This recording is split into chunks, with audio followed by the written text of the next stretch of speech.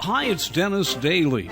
Do you ever read those flashy Sunday supplements in the newspaper that have to deal with cooking, sometimes cooking and travel?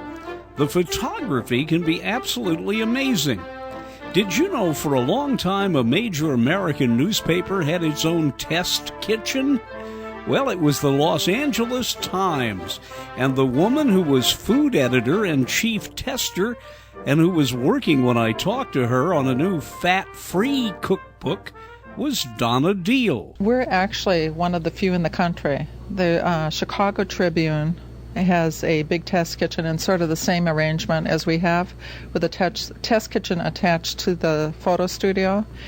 And that allows the paper a lot of flexibility, so they don't have to rely on syndicated pieces to use and to use that information along with the pictures.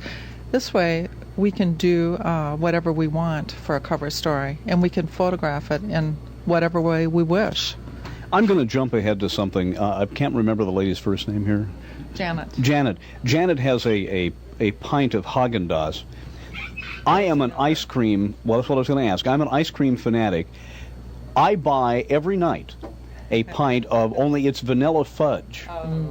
And I, coming from a family that owned a dairy when I was a kid, passing through that era, you know, when yogurt was disgusting before they finally got their act together and discovered how to fix it and merchandise it, I really have turned people on to frozen yogurt now, because you really can't tell the difference in most cases from ice cream.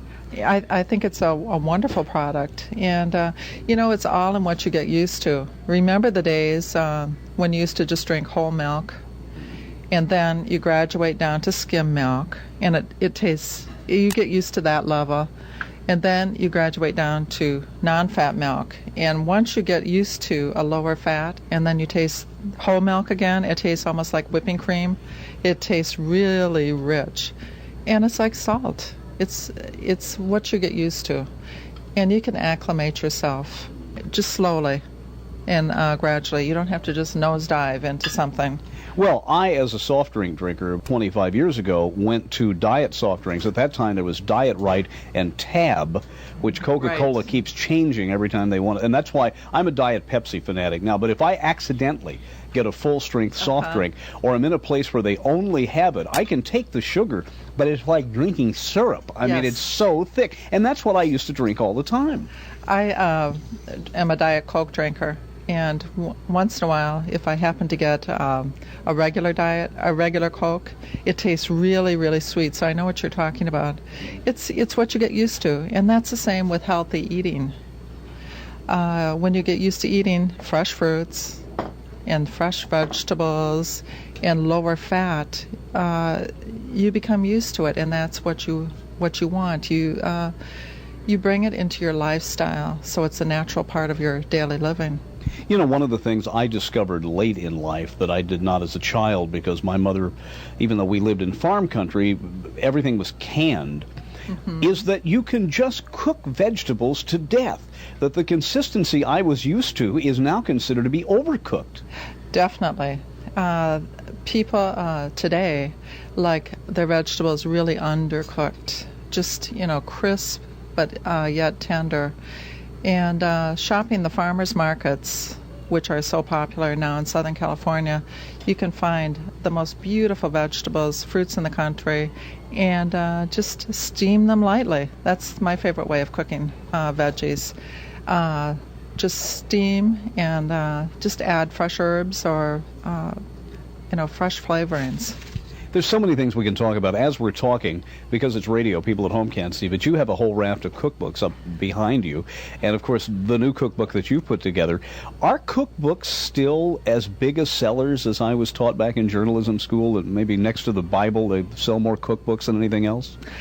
You know, it seems to be that cookbooks are as popular as ever. Each week we get quite a few cookbooks, 100 cookbooks in a week, new cookbooks, and they seem to be, people seem to love them, not necessarily for cooking out of. People like to look through them, look through cookbooks with beautiful pictures for ideas. And to get ideas, and it's also a cultural thing to get other information, not just plain recipes. In the time that you have been connected with cooking, how has our palate changed? I would answer part of that by saying there's that whole health food, lower fat. But what about the kinds of things we're cooking, even the new ethnic foods we're seeing? Well, Los Angeles, originally I'm from the Midwest. From where? And I'm originally from Wisconsin, and then I lived in Chicago for many years. I worked for the Chicago Tribune before moving here to California. Here is quite a different lifestyle and a way of cooking than the Midwest. There are much more fruits and vegetables, and the ethnic diversity here is fabulous. And you have to be able to draw on all the wonderful ethnic cultures we have, the wonderful Thai cooking, the Chinese, the Japanese, the Vietnamese, and drawing from all of the different cultures, you can really have a diverse and exciting repertoire of recipes. But getting back to how we've changed, I want to tell the lady here, if she wants to go ahead and turn the blender on, it's okay with me, but I want to walk a little bit. I want to walk a little bit away. Well, no, I don't know whether that yogurt's going to melt before she feels she can turn the blender on. But you're absolutely right. I was going to ask about, for example, in parts of the country away from California, even back in your native Wisconsin, we're certainly seeing a much more Tex-Mex influence. We're seeing Chinese restaurants in towns of 10,000 that years ago would have never had a Chinese restaurant. Right. Recently, when I visited my little hometown in Wisconsin, which is a small town of 5,000 people, there was a Mexican restaurant that had opened. And years ago, we just had regular run-of-the-mill restaurants, no ethnic restaurants, and people enjoy them. It brings interest into your life. It's fun. Makes food fun. Donna, what kind of feedback do you get from your columns in the paper and from the work done here? You were mentioning early on that the photography studio is right next door. A young fellow named Clarence is putting together the photos we see. I have always thought that we sometimes overlook the visual aspect of food. Some of the most beautiful photography is in some of these cookbooks you were talking about. Oh, definitely. And the pictures in my cookbook, from the Low Fat Kitchen, were all done in our studio and all done by our staff photographers, done right here on location. What are the most common things people forget when they're cooking in areas that they can reduce fat? You and I came from a time and a place when if it didn't have lard in it, and Grandma's everything had lard, that it didn't taste right. It would seem that there are so many wonderful substitutes, whether it's using yogurt and making lasagna or ricotta cheese, whatever, that some of that message still hasn't gotten to people. Well, I think it's watching the little things, like when you're when you're fixing a piece of meat to first of all, like chicken. When you're looking at chicken, choose the cuts that are the lowest in fat, like chicken breast, and then after cooking the chicken, which we don't want to say to saute in butter or oil, but to broil or pan broil or grill, remove the skin. Skip the dark meat because that's higher in fat. So there are little ways, and when you're looking at beef, go for the round cuts. Anything that says round, top round, is lowest in fat. When you're looking at turkey, go for the turkey tenderloins.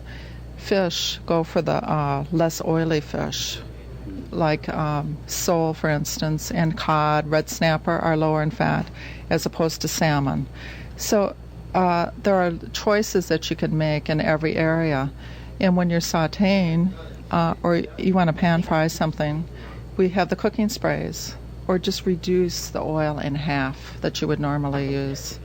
And try the low-fat products or the non-fat products. I think non-fat yogurt is great.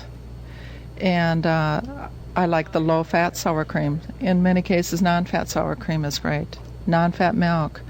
And go for the lower fat cheeses, like the the skim milk cheeses, say like the feta cheeses and the low-fat Mexican cheeses are all really great instead of the high-fat Camemberts and Bries that we all love. Try and stay away from those.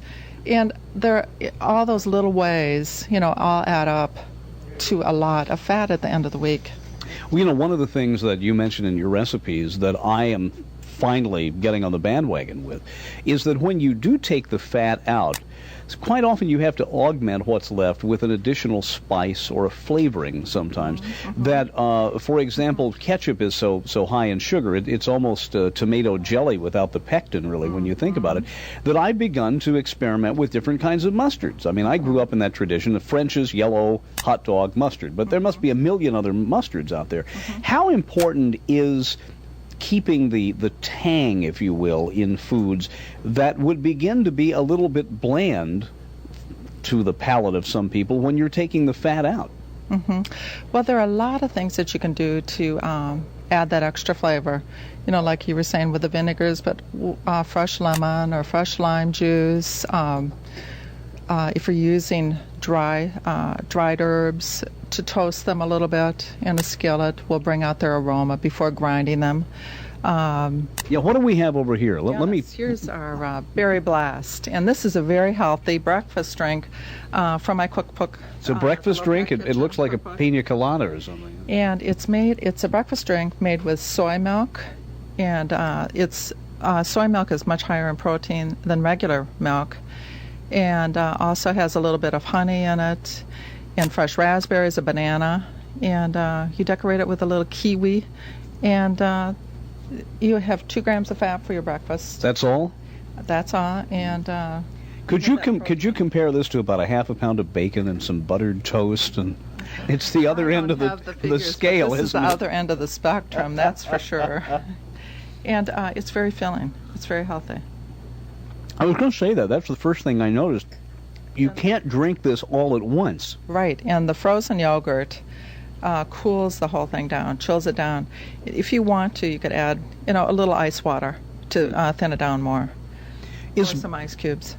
Breakfast, from everything I see in the literature, is just a killer meal. I mean, I don't know how we evolved this wonderful American breakfast that's nearly all fat if you do it the traditional way. Well, you think of bacon and eggs and ham and eggs Benedict and all those good things are high fat. So lean more towards the fresh fruits. California, there is no state that has more beautiful fresh fruits. And if you're ever going to be tempted, it's when you're walking through the farmer's market and you see the fresh strawberries and raspberries and melons. This is the direction you have to go for a lower fat. And cereals, grains. I almost had a religious experience a couple of months ago in Sausalito. I was walking down the street, and there's the Sonoma Fruit Company or the Napa Fruit Company, whichever it is. Yes. They had cherries as big as ping pong balls, all shined. I had never seen such beautiful cherries in my life. Did you have your camera with you? No. Oh. Yeah. That Sonoma country is wonderful. It's just so lush with all the fresh fruits and all the healthy, good stuff for us. Donna, you were talking about getting used to certain flavors, weaning yourself away from whole milk down to non-fat, changing to diet soft drinks. Pretty soon you forgot what it used to be like.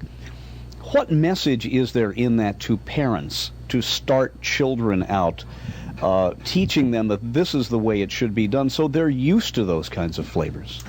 Well, many of friends that I have with little children start their kids out eating healthy with fresh vegetables and fresh fruits, and don't allow them to have candy to the point where the kids really don't want the candy until they get into school and they're around other kids that have it. But they get into the pattern where they love the fresh fruits and the fresh salads. You can start kids off in that way and head them in the right direction. Well, now, I mentioned before we went on the air that in putting together this interview today on what turned out to be a very busy news day, I've had neither breakfast nor lunch. That's bad, Dennis. Yeah, you That's said bad. something, and that's why I'm standing here weaving, I think. You said something about a ham sandwich. I'm not trying to rush you, but how can you fix a ham sandwich? And I'm not trying to, poo-poo the pork industry here. That's healthy for you. Ham isn't necessarily unhealthy, but that seemed to be an odd choice when you said you'd fix me something to eat. I expected something a little bit, I don't know. I love ham sandwiches, but you see what I'm driving at? Well, there is lean ham. You can have the reduced fat ham. That's almost fat-free. In other cold cuts, there's also the turkey ham that is wonderful, and all the turkey cold cuts.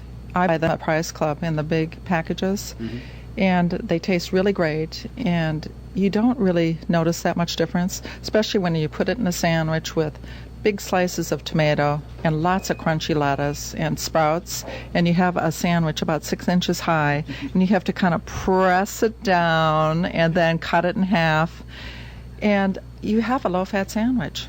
Of course, leave out the cheese unless you want to have the reduced fat cheese, and don't forget, don't spread it with butter, spread it with low-fat mayo.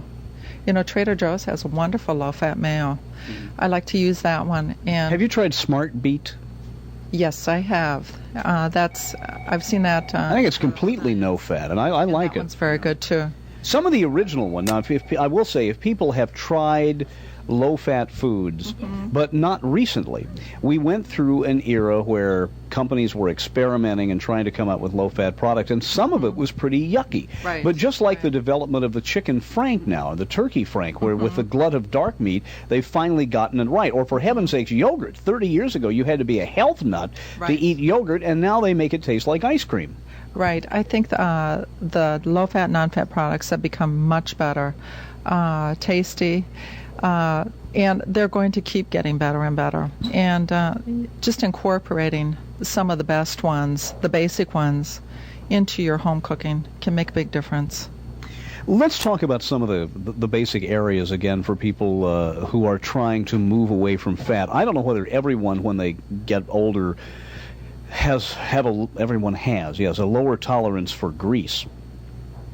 I seldom, if ever, eat beef anymore. I've gotten almost completely to tuna, which is not exactly the easiest thing to digest. Beef seems heavy to you now? Yeah, it does. See, you're changing. And I used to eat hamburgers as if they were ice cream. Yes, we did too when we were kids, like in college and stuff. And even into adulthood, we always grilled and had steaks and burgers and. But now I look at a piece of Polish sausage or something, or salami, and I see all the fat in there, and I go, yuck! Yes, you're changing, Dennis. And I think that we become so much more aware of fat because we see all the breakdowns on recipes, and when we look at it, we say, 40 grams of fat, and even 5 years ago, we didn't have all the breakdowns. We just ate, and we didn't really know what was in it. So I think one of the key things is also that we're more aware. I may be looking at the wrong scale, and boy, don't we live in a great era where we now have at least some form of consistent information on the back of products where we can see what's in them. But I tend to look at the fat calories rather than the grams. If a product per serving is 300 calories but only 10 calories in fat, that satisfies me. Should I, though, really be looking at the grams rather than the calories, or are the calories compared to the full calories a pretty good indicator? Well, when you look at the Nutri-labels, they'll give you the percentage of the daily fat that you should have, and it'll say this is 10% of the fat that you can have for the day. And this is how you add it up. You look at that percentile. And that's a good way. Pardon me, those at home can't see. I'm just eating a brownie. Now, these are not in your low-fat cookbook, right? These are not in my low-fat cookbook. We, in our test kitchen, test recipes that appear in the paper, and most of them are not low-fat, or a lot of them are not low-fat. Like the ones we're doing today are from a kids' party that we're going to be photographing in a few weeks with cakes and brownies and all the good stuff. Also, we've been working on some wonderful Chinese recipes, and we're doing summer drinks. So our readers can be looking forward to summer drinks that will be coming up. Let me get into a couple of other areas, Sure. one of which is food safety. I'm sure you've interviewed people. My mind was wandering as you were saying that, and I was picturing my own kitchen. I have a terrible gas oven, and I still haven't bought a meat thermometer. I've got to do that. Over the years, what have you learned, and what message would you give to people, whether it be hot weather or cold weather, about food safety, the whole mayonnaise deal, the picnic, the how long you should keep things in the refrigerator, if you would treat that issue? Well, the big thing in the food safety seems to be in meat and cooking meat, especially with the burger, the big burger fight when people were getting sick on hamburgers, is to be sure and cook meat until the salmonella is completely cooked. And that's about 160 degrees. And I think people are going away from medium rare meat or rare meats, cooking it more completely to kill any salmonella. And also in any mayonnaise products, especially with the heat we've been having in the hundreds for days, you have to be very careful not to leave things out, like potato salad. Maybe you want to keep it in a cooler in ice. Have it packed in ice so it stays cool. And even in your homes, if you don't have air conditioning, you just have to be very cautious, especially during these hot days. Yeah, my grandmother's theory, if you have any question, throw it out. Right. Never take a chance. It's just not worth it. Readers call me and say, I've had something in my freezer for 2 years. Should I fix it? And I always say, I wouldn't take a chance. It doesn't cost that much. I would rather just throw it away than take a chance of becoming sick on something. Donna, thanks for inviting us here. It was nice meeting you, Dennis. Thanks for coming to our kitchen. Cooking with less fat. Boy, I wish that were possible. I'm Dennis Daly.